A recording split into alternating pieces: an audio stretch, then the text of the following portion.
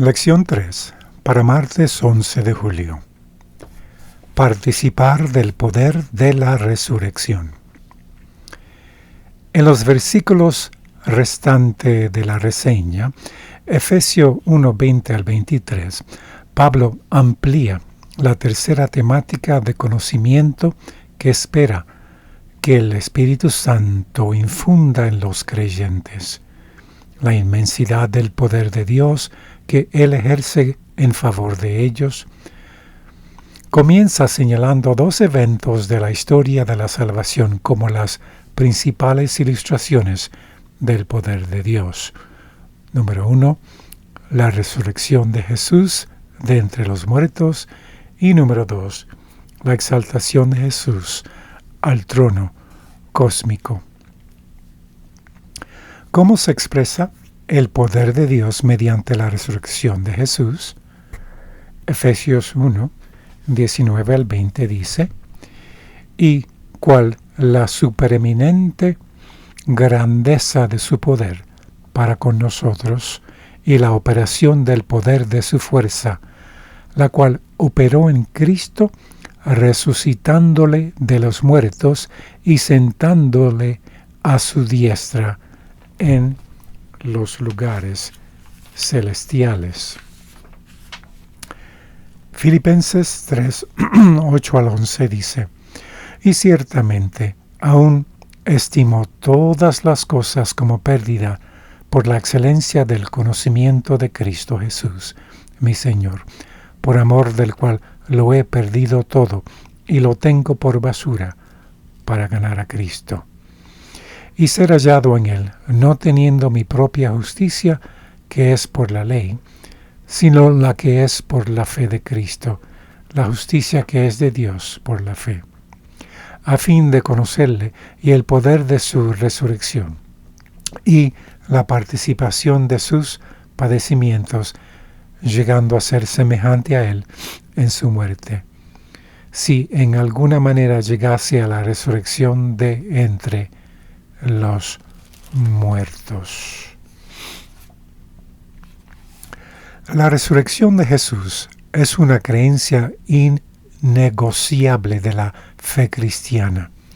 1 Corintios 15, 14 al 17. Debido a que Cristo resucitó, los creyentes fieles esperan la gran resurrección futura a la vida eterna en la venida de Cristo. 1 Corintios 15, 20 al 23. Debido a que Cristo resucitó, nosotros podemos acudir a Él hoy para obtener todas las bendiciones del Evangelio, incluyendo la presencia del Espíritu Santo en nuestra vida. La imagen de que Dios lo sentó a Cristo a su diestra proviene del Salmo 110, 1. El pasaje citado con mayor frecuencia en el Nuevo Testamento, pues todos los pasajes anteriormente citados parecen estar inspirados en él. La exaltación de Cristo tiene un alto perfil en Efesios. Los creyentes están sentados en el cielo con Cristo Jesús, Efesios 2:6. Además, Pablo se refiere a la ascensión de Cristo como un preludio. Cristo llenará todas las cosas y le dará dones a la iglesia. Ver Efesios 4, 8 al 11. En la cual Pablo nos advierte acerca de adoptar una imagen meramente estática de Cristo en el trono del Padre, y en cambio nos presenta la dinámica imagen neotestamentaria del Cristo exaltado que sale mediante su Espíritu por todo el mundo, venciendo y para vencer. Cita de el autor F. Bruce del libro The Epistles to the Colossians, to Philemon and to the Ephesians, página 133. Entonces Pablo presenta la exaltación y coronación de Cristo no simplemente como una ilustración del poder divino ofrecido a los creyentes, sino como la fuente de ese poder. ¿Cuáles son las formas en que necesitamos del poder de Cristo en nuestra vida y cómo podemos aprovechar mejor ese poder? ¿qué prácticas podrían impedir que accedamos a ese poder? Del libro Palabras de Vida del Gran Maestro, página 268, dice: cuando la voluntad del hombre coopera con la voluntad de Dios, llega a ser omnipotente. Cualquier cosa que debe hacerse por orden suya puede llevarse a cabo con su fuerza. Todos sus mandatos son habilitaciones. O sea, lo hermoso de esta cita es que cuando la voluntad del ser humano, que es el móvil de acción, cuando uno dirige su voluntad hacia alguna acción, significa que su mente y su ser entero está en esa dirección, impulsado por la decisión de hacer tal y tal cosa.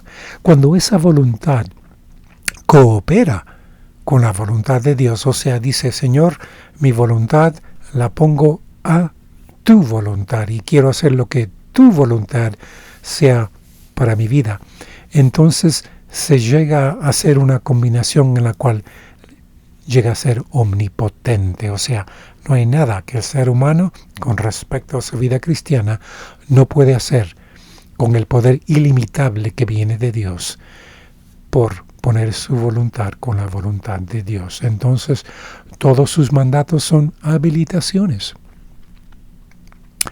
Del mismo libro, Palabras de Vida del Gran Maestro, página 266, dice: nadie diga, no puedo remediar mis defectos de carácter. Si llegáis a esta conclusión, dejaréis ciertamente de obtener la vida eterna. La imposibilidad reside en vuestra propia voluntad. Si no queréis, no podéis vencer. La verdadera dificultad proviene de la corrupción de un corazón no santificado y de la falta de voluntad para someterse al gobierno de Dios. Noten que la cita habla de que podemos tener ese poder como resultado de unir nuestra voluntad con la de Él para poder remediar los defectos de carácter. Nunca debemos pensar, como dicen muchos: bueno, así soy, llegué al mundo de esta manera, esto es de mis antecedentes, está en mis genes, no puedo hacer nada para cambiar este tipo de rasgo negativo de mi carácter.